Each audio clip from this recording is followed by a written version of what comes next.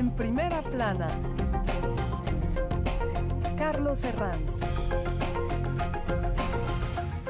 Bienvenidos en Primera Plana, el programa de actualidad de Radio Francia Internacional y de France 24, en el que analizamos la actualidad de la semana, y esta semana se han cumplido 100 años de la Revolución Rusa, asunto que analizamos hoy con dos invitados aquí en nuestro estudio. Rafael Poch, que es el corresponsal del diario La Vanguardia en París. Bienvenido, señor Poch. Hola.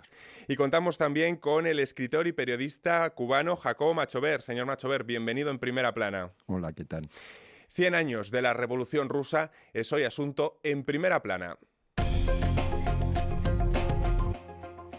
Bueno, pues esta semana se ha conmemorado ese centenario, un centenario que ha tenido unas celebraciones de perfil bajo en la Rusia de Putin. Parece que el presidente ruso tiene algo de alergia a conmemorar este centenario. Vamos a ver cómo lo ha ido retratando la prensa de entonces y también la de ahora a través de las portadas. Por ejemplo, fíjense, el diario L'Humanité, el diario socialista francés, que por entonces se aproximaba a la órbita soviética, con míticas portadas como esta: ¡Viva la República de los Soviets! Ya en la actualidad, el diario El País esta misma semana ha titulado «Nostalgia comunista en el aniversario de la Revolución». Semanario muy interesante, ha hecho una especie de correlación de Lenin a Putin, escenografiando este periodo de 100 años en Rusia. Y también la prensa rusa ha recogido la efeméride, como por ejemplo la Pravda de Moscú, recogiendo informaciones y las coberturas que entonces, hace 100 años, se hacían localmente de aquellos días de revolución.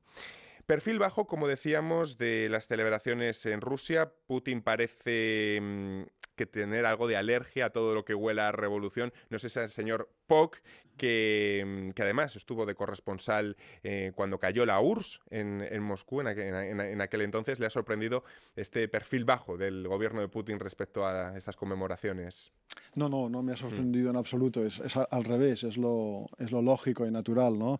Teniendo en cuenta quién es Putin. Putin es el hombre que puso orden en el régimen postcomunista ruso, que fundado por Boris Yeltsin, que era un régimen pues oligárquico en el que una minoría acaparó con todo, ¿no? Entonces,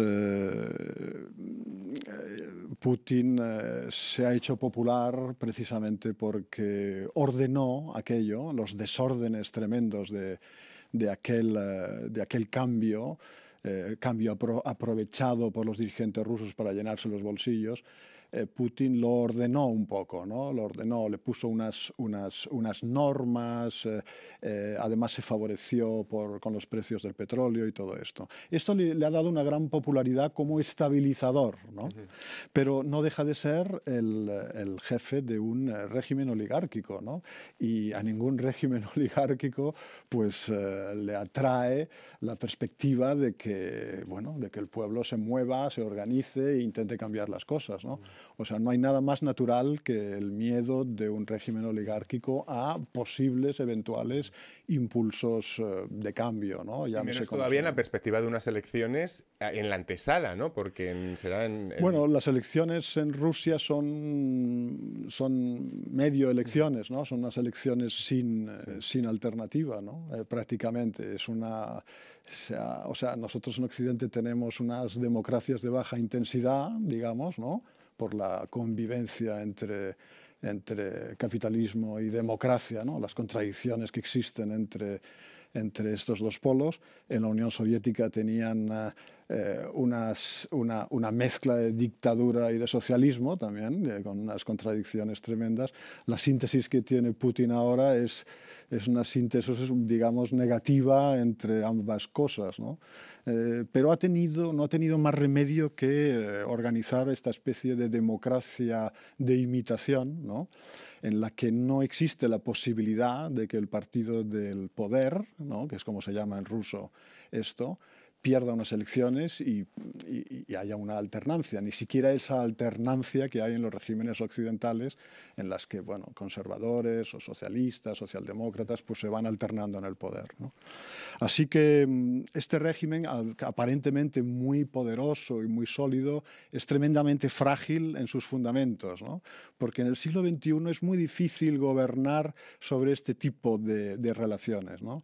Un día u otro Rusia se despertará desde ese punto de vista. ¿Para qué? Ya lo veremos. Pero en ese contexto pues es lógico y natural que haya alergia y prevención hacia este tipo de escenarios, ¿no? Este perfil bajo de las celebraciones en Rusia han contrastado con varios actos, varias celebraciones, varios tributos en países de América Latina. Lo hemos visto estos días en Venezuela, en Bolivia y también en su país, señor Machover, también en Cuba. Sí. Esos ecos de la revolución 100 años después en América Latina. Sí, por desgracia, todavía hay nostálgicos del comunismo. Yo veía antes que el país ponía que había nostálgicos del comunismo. Bueno, esos países son los únicos prácticamente, ¿no? Sobre todo Cuba, que ha vivido a expensas de la Unión Soviética globalmente desde 1960 hasta la caída de la Unión Soviética, hasta 1991. Entonces, sobre todo en la persona de Raúl Castro, que era comunista antes de la revolución, mucho más que su medio hermano mayor, Fidel, hay evidentemente una admiración por lo que fue la Revolución Rusa e incluso no solo por Lenin, sino también por Stalin. Y bueno, y por los que le siguieron a toda esa gente. Y en Cuba se vio como una inmensa catástrofe, la caída del muro de Berlín y la desintegración de la Unión Soviética. En aquel momento, en Cuba se hizo lo que se llamó el periodo especial en tiempo de paz. Es decir, una economía de penuria total, ¿no? Y una especie de síndrome de fortaleza atacada, ¿no? Que Cuba seguía siendo prácticamente uno de los pocos países comunistas en el mundo, como Corea del Norte o en cierta medida China y Vietnam. Y bueno, Cuba también exportó el castrismo, no voy a decir Cuba, el castrismo exportó eso a sus vasales, a la Venezuela de Chávez y de Maduro y a la Bolivia de Evo Morales, sin hablar de la Nicaragua de los sandinistas, ¿sí? De Daniel Ortega. Entonces hay esa especie de reverencia, yo no diría de nostalgia. En todo caso, en el pueblo cubano no hay eso. Hay probablemente dentro y más aún fuera, en el exilio, hay un anticomunismo muy virulento, ¿no? Y de pensar que realmente fue un experimento fallido hasta el punto que yo diría que los cubanos, la palabra que más detestan es la palabra revolución, por la rusa y por la cubana.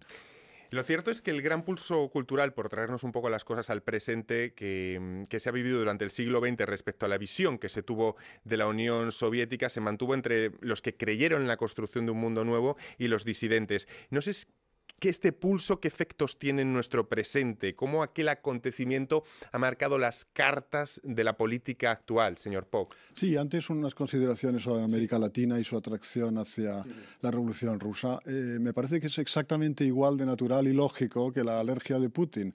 Es decir, una población sometida históricamente a regímenes extranjeros, ¿no? A los Estados Unidos, a oligarquías despóticas y tremendamente sangrientas que tienen sobre su conciencia algunos de los genocidios más importantes, ¿no? Recordemos América Central, donde el 1% de la población fue eliminada por regímenes locales apoyados por Estados Unidos en una década. Es natural que esas poblaciones aspiren a una transformación social, por eso yo creo que hay que situar las cosas, cada cosa en su contexto. Respecto al debate sobre la Revolución Rusa, yo creo que hay un aspecto fundamental sin el cual no se entienden las revoluciones de lo que llamamos el segundo mundo, ¿no? Y eso implica tanto a Rusia como a China e incluso a Cuba, ¿no? Y es el aspecto nacional, ¿no? La Revolución Rusa nació y triunfó precisamente por su enorme fuerza nacional, ¿no? Ahí está la cuestión del desarrollo, del modelo de desarrollo, ¿no? Recordemos que el capitalismo nació en Inglaterra con una fórmula de Adam Smith y Ricardo, que era la del librecambismo. Tuvo una enmienda en Alemania con Friedrich List y Bismarck, ¿no? Que fue el capitalismo de Estado. A principios de siglo, a finales del siglo XIX, Rusia era un país absolutamente colonizado. El 100% de sus ferrocarriles, el grueso de la banca, de sus minerales, estaban en manos del capital extranjero. Es un país que en 1905 fue derrotado militarmente por una potencia no europea en Tsushima, ante Japón, ¿no? Fue una derrota mucho más humillante que la de los españoles en Cuba del 98, porque los españoles fuimos derrotados por una potencia occidental blanca, mientras que ellos fueron derrotados por lo que el zar Nicolás II llamaba los macacos, ¿no? Bien, todo eso creó una herida profunda en un país como Rusia, que es un país con una gran tradición nacional, imperial, con pretensiones. Era un país que se iba al traste, sencillamente, ¿no? Sergei Witte, que era el primer ministro del zar, dijo: o conseguimos inventar algo o realmente vamos a ser una segunda China. En aquella época China era un país crucificado por la intervención occidental, en fin. Entonces todo eso dio lugar a un intento de enmienda, ¿no? Que fue la del ministro zarista Stolypin, que consistía no ya desde el modelo de Friedrich List y Bismarck de capitalismo de Estado, afirmar una vía autónoma de desarrollo que partía de la necesidad de desarrollar precisamente al campesinado, que era la gran fuerza social del Imperio ruso, ¿no? Eso fracasó por innumerables razones. Vino la revolución del 1905, vino la Primera Guerra Mundial, todo eso que Casanova explicó en vuestro programa también. Y bueno, llegaron los bolcheviques y los bolcheviques resolvieron eso con una enmienda a la totalidad, ya no al librecambismo y al capitalismo de Estado, sino al capitalismo en general. Y eso fue el llamado comunismo ruso del que podríamos hablar. Con esta fórmula, Rusia salvó su imperio, el grueso de su imperio, perdió Polonia y Finlandia, pero mantuvo todo lo demás. Señor Poch, me va a permitir un minuto para que despidan este momento a los espectadores de France 24. Nosotros vamos a continuar enseguida aquí. Estamos en Primera Plana analizando 100 años de la Revolución Rusa.